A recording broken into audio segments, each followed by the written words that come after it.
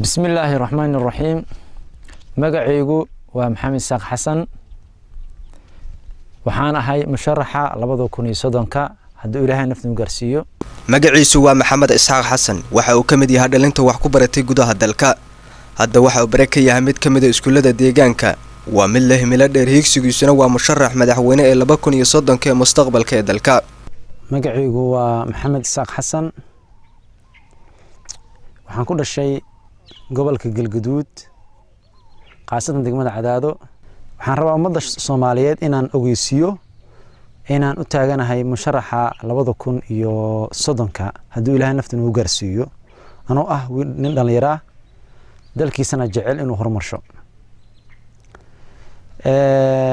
qof walbana wuxuu wadankiisa ku horumarshaa fikir iyo ahdaaf iyo xoog iyo maal intaba uu ku horumarshaa marka waxaan is leeyahay inaan jeclahay wadankayga aan ku horumarsho fikirka aan leeyahay iyo way arrinimada uu leeyahay muddo 30 sano ahayd la soo dhaafay ee anagu aan maaragtay nolosheeda dhanba ay maaragtay ka soo bilaabateen kuna dhahda ay marayso sababtu keentana waxa way fikirka saliimka ah ayaa ummad u wanaagsan qofku hadii la yiraahdo fikirkiisa waxa aad sheegayso wax kama jin hadii la yiraahdo hadii inuu ka fiican yahay laga yaabaa inuu maaragtay kula siman yahay waa laga yaabaa sidaas daraaddeed marka waxaan fikirkii u soo jeedshay inaan ahay musharaxa 2030 haduu Ilaahay naftan u gaarsiiyo dalkan haduu Ilaahay naftan u gaarsiiyo muddo 10 sano ana waqti dheer wax walbana waa isbedeli karaan laakiin waxaan jeclahay insha Allah taala arrinkaas inaan u noqdo mid aan hadii jeer u taaganahay horena ugu taagnaa si aan u ogaado halka dalka meesha uu ku jiro sababta iyo waa xilligan ku kalafeen uu ku dhawaaqay inuu yahay musharax madaxweyne ee 2030 ayaan weydiiyay maxamed isxaaq xasan waxa uu sheegay inay tahay sababta ugu weyn dhageysi la'aanta afkaarta shacabka Soomaaliyeed oo aan la tixgelin sababaha igu qasbay ama igu dhaliyay inaan noqdo musharaxa 2030 waxa kamid ah koow aaraahda dadka oo aan si weyn loo tixgelin dadka Soomaaliyeed waxa ogsoonahay inay dad howlkara maadaama dadka Soomaaliyeed howlka yihiin aaraa fiican ay leeyihiin fikirkaas wanaagsan iyo shaqadaas ay yaqaanaan ee wanaagsan ayaa kamid ah sabab ugu dhalshay in aan musharax noqdo waayo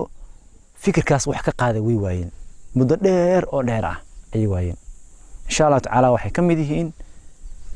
waxyaalaha ay ugu qasbay kamid yihiin waxyaalaha kale ugu qasbay waxa kamid ah in qofkii kursiga fadhiista inuu xoolo ka tabco insha Allah taala ummadda Soomaaliyeed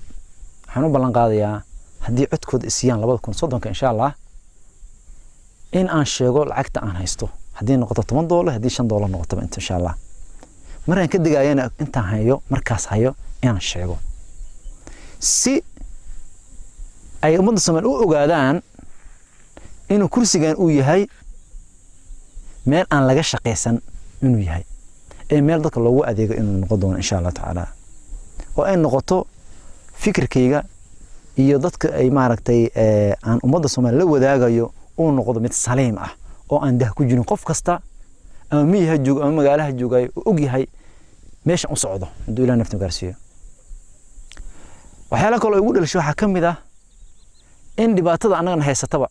oo kursigan ka bilowdaba kursigan ka bilowda anasaan aaminsanahay waxa way kursigan dib ka bilowda dhamaad ilaa bilowba asuu ka dhamaada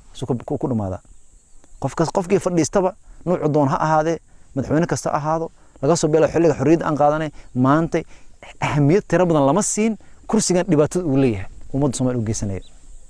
insha Allah taala xukuumadda hadii aan ku guuleysto oo shacabka siiyaan kursiga wuxuu noqon doonaa meesha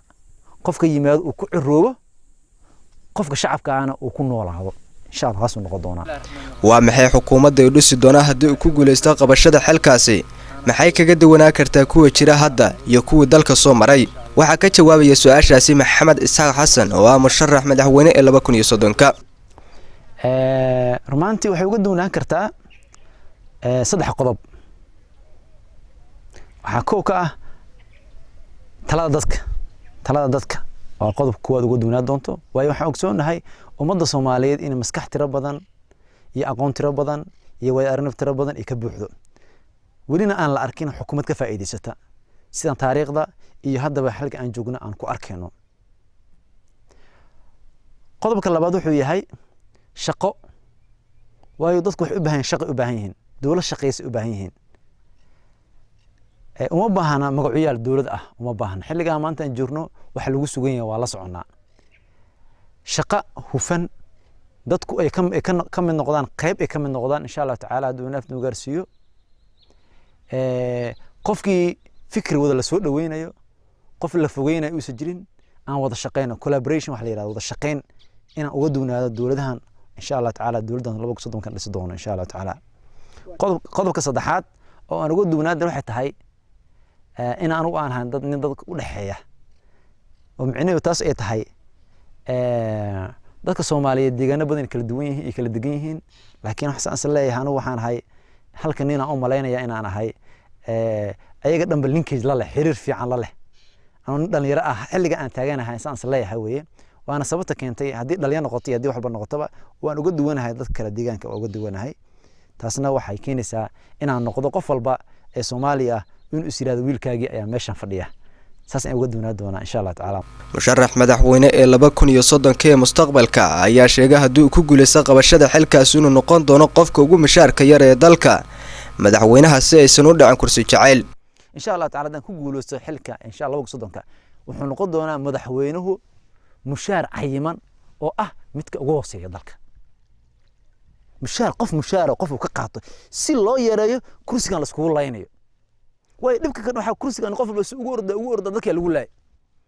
maadaama dadka lagu laayay waxaa asaga ka dhigayaa inuu noqdo ninka ugu mushaarka yar insha Allah tacaala haddii ummadda shacabka Soomaaliya doortaan. waana xaqiiqo waxaan ka hadlayaa haddii ay doortaan oo shacabka Soomaaliya codkooda isiyaan inuu noqdo kursiga madaxweynenimada